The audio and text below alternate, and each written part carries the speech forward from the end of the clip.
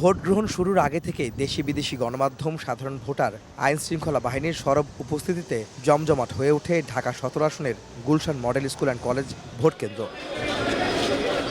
BNP chairman Tarique Rahman তার সহধর্মিণী doctor Zubaida Rahman এবং মেয়ে ব্যারিস্টার জাইমা রহমানকে সঙ্গে নিয়ে সকাল ৯:৩০টার কিছু পরে আসেন ভোট কেন্দ্রে। এ সময় উপস্থিত নেতাকর্মীদের মাঝে ছড়িয়ে পড়ে উচ্ছ্বাস। উৎসব মুখর পরিবেশে সপরিবারে ভোটাধিকার প্রয়োগ করেন তারেক রহমান। পরে কেন্দ্রের বাইরে অপেক্ষা করা বিভিন্ন গণমাধ্যমের সামনে কথা বলেন বিএনপি চেয়ারম্যান।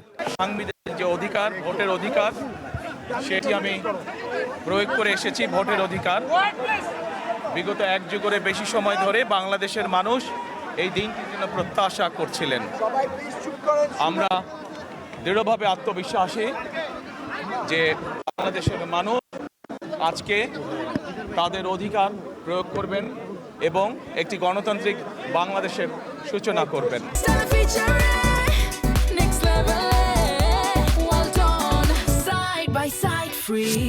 ভোট দেওয়ার আনুষ্ঠানিকতা শেষে কেন্দ্র পরিদর্শনে বের হন তারেক রহমান। ঢাকার বেশ কয়েকটি স্থান ঘুরে পর্যবেক্ষণ করেন নির্বাচনের পরিস্থিতি। পরে গুলশান কার্যালয়ের সামনে গণমাধ্যমের সঙ্গে কথা বলেন তিনি। বলেন, একটি দল কিছু অপ্রত্যাশিত ঘটনা ঘটাচ্ছে। ভোটারদের অংশগ্রহণে যে কোনো ষড়যন্ত্র রুখে দেবে বলেও মন্তব্য করেন বিএনপি চেয়ারম্যান। কোনো একটি রাজনৈতিক দল এখনো কিছু অপ্রত্যাশিত ঘটনা তারা বারংবার ঘটিয়ে যাচ্ছে।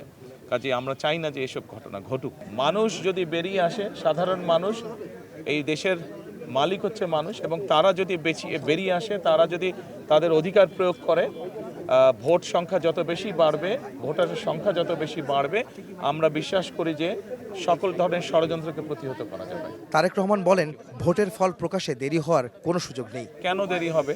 আমরা সমগ্র দেশের মানুষ যেখানে একটি দ্রুত তারা যা ভোট দিয়ে এসছে তার ফল তারা দ্রুতই চাইবে। আমরা আশা করব যে নির্বাচন কমিশন চেষ্টা করবে যাতে দেশের মানুষ দ্রুত তার ভোট প্রদানের যে ফল সেটা তার মানুষকে সামনে উপস্থাপন করবে। জয়ের ব্যাপারে শতভাগ আশাবাদ ব্যক্ত করে তারেক রহমান বলেন, নির্বাচন নিরপেক্ষ হলে ফল মেনে নেবে বিএনপি। নির্বাচন যদি সুষ্ঠু, নির্বাচন যদি নিরপেক্ষ হয়, নির্বাচন যদি বিতর্কিতহীন হয়, তাহলে অবশ্যই কেন মেনে নেব না? সব দলই আমরা মেনে নেব, কিন্তু অবশ্যই এখানে একটি শর্ত আছে যে নির্বাচন নিরপেক্ষ হতে হবে, নির্বাচন শান্তিপূর্ণ হতে হবে। আমরা যেসব অনাকাঙ্ক্ষিত ঘটনা দেখছি, যেভাবে মানুষকে বিভ্রান্ত করার চেষ্টা হচ্ছে, এরকম বিষয় তো অবশ্যই মেনে নেওয়া যাবে না, কেউই মেনে নেবে না।